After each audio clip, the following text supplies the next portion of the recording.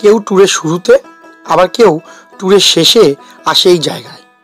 এই জায়গার গুরুত্বটা যে কতটা বেশি তা ভেঙে পড়াটা হয়তো একটু শক্ত হবে, কিন্তু মেঘালয় ট্যুরের শুরু হোক বা শেষ, এই জায়গার দর্শন না করলে কিন্তু আফসোস একটা থেকেই যাবে। তাই আজ শেষ পর্বে এসে তোমাদেরকে শোনাবো আমাদের সেই গল্পেরই একটা ছোট্ট অংশ।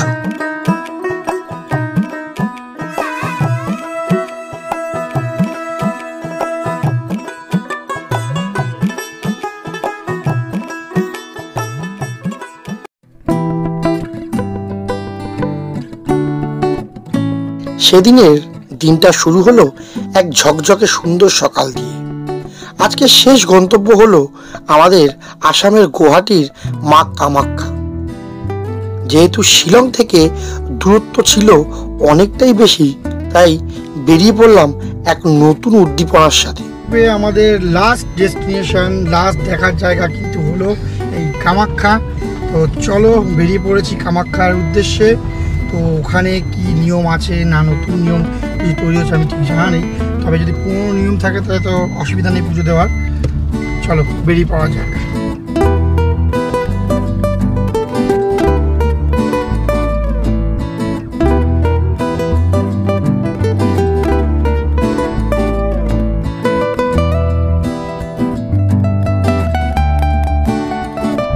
তো বন্ধুরা, কামাখ্যা যাওয়ার পথে রাস্তায় আমাদের গাড়ি এক জায়গায় দাঁড় করাতে হয়েছে এর জন্য যে গাড়ি লিক হয়ে গেছে।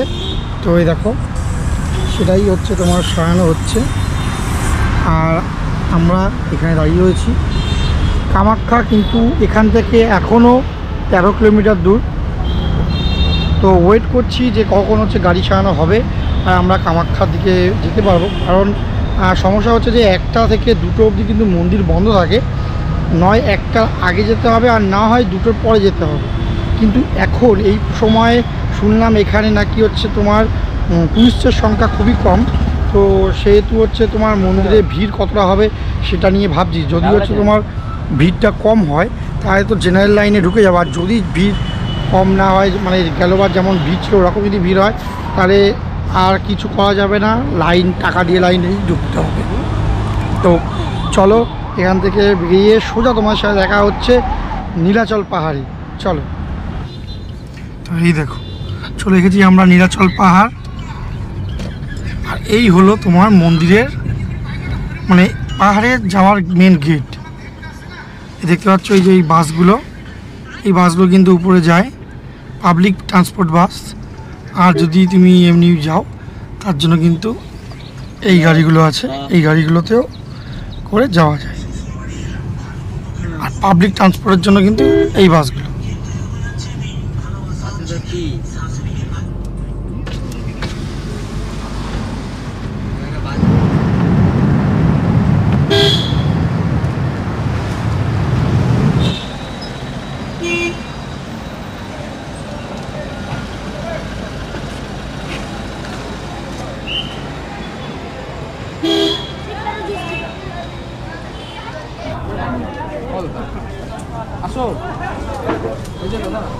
ঢালা নিচ্ছে, তুমি যা যা চাইবে এরকম তোমাকে সাজিয়ে দিয়ে দেবে।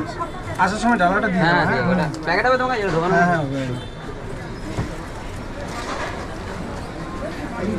দেখ ভাই, এই সোজা ওই হোটেল।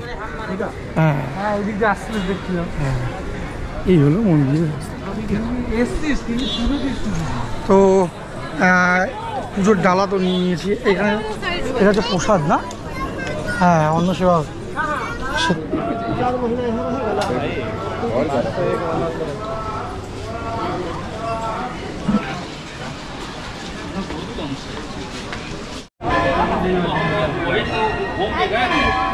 তো চলে গেছি বন্ধুরা আমরা মেন গর্ভগৃহর পেছনে।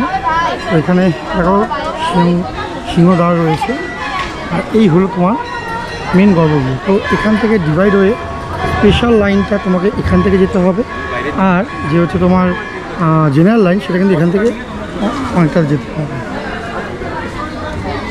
এখানে গর্ভগৃহ সব যোগ্য হয় এই জায়গাটাতে হয়।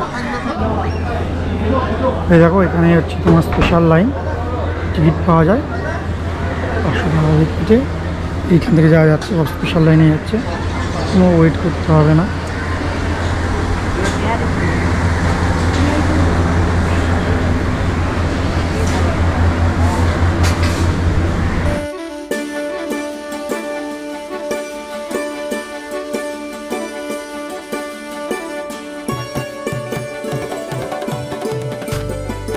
হিন্দু ধর্মের মতে যে 51টি সতীপীঠ আছে তার মধ্যে এই কামাখ্যা কিন্তু হলো এক গুরুত্বপূর্ণ পীঠ, যাকে শক্তিপীঠও বলা হয়।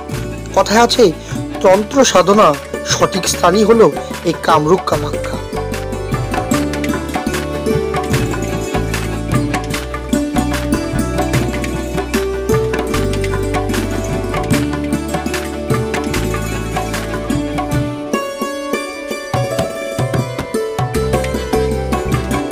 তো বন্ধুরা ফাইনালি এরা পুজো দিয়ে কমপ্লিট করে আসলো। কতক্ষণ লাগলো? অনেকক্ষণ। দুটোর আগে ঢুকেছি আর 5টা বাজে। দেখি কতক্ষণ লাগলো? 3 ঘন্টা। ভালো দর্শন করতে পেরেছিস তো? হ্যাঁ, হাত দিয়ে এসেছিলাম। এটা কত? তো ফাইনালি পুজো দেওয়ার পর এখন আমরা এগাচ্ছি হচ্ছে তোমার গাড়ি যেখানে রয়েছে সেখানে যাব। তো আমাদের গাড়ি ড্রাইভার কিন্তু অনেকবার কল করেছে, তো তার জন্য এগিয়ে যেতে হবে। এখন অনেকটাই এসেছিলাম যখন 2টো বাজে, আর এখন যাচ্ছি যখন প্রায় 5:30 বেজে গেছে। চলো গাড়ি যেখানে আছে সেখানে যাই। দেখো বন্ধুরা, এটা হলো অন্নসেবা ক্ষেত্র। এই জায়গায় তুমি সকালবেলা থেকে তুমি অন্নসেবা দেওয়া হয়, সেটাও পাবে।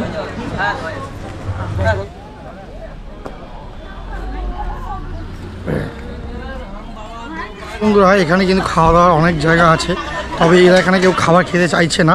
এরা বলছে গুয়াহাটিতে গিয়ে খাওয়া দাওয়া করবে, তাই হ্যাঁ যাওয়ার পথে কোনো একটা জায়গা থেকে খাওয়া দাওয়া করবে। তাই এখানে আর বেশিক্ষণ দাঁড়াবো না, কারণ এখানে আস্তে আস্তে জ্যাম বাড়ছে, ভিড় বাড়ছে। এখান থেকে বেরিয়ে যাবো, তো চল যাওয়া যাক।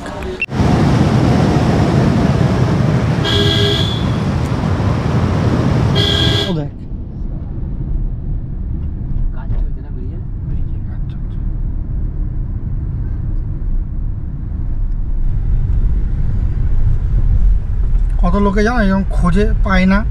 তো বন্ধুরা পৌঁছে গেছি কিন্তু আমরা গুয়াহাটি স্টেশনে। এবার আমাদের এখান থেকে বেরানোর পালা, ট্রেন ধরার পালা আর বাড়ি ফেরার পালা। কিন্তু তোমাদেরকে আমি কথা দিয়েছিলাম যে ভিডিওর শেষে, এই ট্রিপের শেষে তোমাকে পুরো এই ইনফরমেশান পুরো দেব। তো এখন আমরা যে দাদার সাথে এই পুরো ট্রিপটা করেছি সেটা হলো আমাদের এই দাদা করিম দা। তো দাদা তোমাকে খালি একটা জিজ্ঞেস করব যে এখানে যদি কেউ আসতে চায় তাহলে তাকে মিনিমাম হাতে কদিন নিয়ে আসতে হবে? আপনি মিনিমাম যদি মেঘালয় ঘুরে মিনিমাম আপনার 7 দিন হলে, মানে 7 দিন হলে টোটাল পুরো ভালো করে ঘোরা যাবে, তাই তো? 8 দিন লাগবে তাহলে, মিনিমাম 8 দিন লাগবে। মিনিমাম 8 দিন হলে পুরোপুরি ঘোরা যাবে। আচ্ছা, আর ধরে রাখো যদি কেউ আসতে চায়, মানে বেস্ট টাইম কোনটা, মানে যেই সময় আসলে তোমার একেবারে সব কিছু ঠিকঠাক দেখা যাবে, বেস্ট টাইম কোনটা? দুর্গাপূজার টাইমে তখন আইলে সব, মানে দুর্গাপূজা মানে ওই অক্টোবর নভেম্বর নভেম্বরে দেখতে পারবেন। আচ্ছা, আর ধরে রাখো যদি তোমাকে কেউ আগের থেকে অগ্রিম বুকিং করতে চায় তাহলে তোমাকে ফোন করে করতে পারবে তো? করতে পারবে। আর ধরে রাখো যদি কেউ গ্রুপে বেশি থাকে, মানে ধরে রাখো আমরা তো 4 জন, তো আমাদের তো তোমার গাড়িতে হয়ে গেল। এবার যদি কেউ সংখ্যায় বেশি আসে তুমি তার ব্যবস্থা করে দিতে পারবে তো? ব্যবস্থা করতে আপনার 4 সিটারও আমার কাছে আছে, 7 সিটারও 10 সিটারও পেয়ে যাবে। ও, তার মানে তো কোনো সমস্যা নেই, যদি সংখ্যায় যাই থাকুক না কেন তোমার কাছ থেকে সব হয়ে যাবে, তাই তো? আর ধরে রাখো যদি কেউ তার ট্রিপটাকে কাস্টমাইজ করতে চায় না, যে আমি আজকে এই দিনে এখানে যাব, ওই দিনে ওখানে যাব, তুমি সেরকমভাবে ট্যুরটা করে দিতে পারো তো? কোনো টেনশন না, আসেন আপনারা আরামে করতে পারবেন।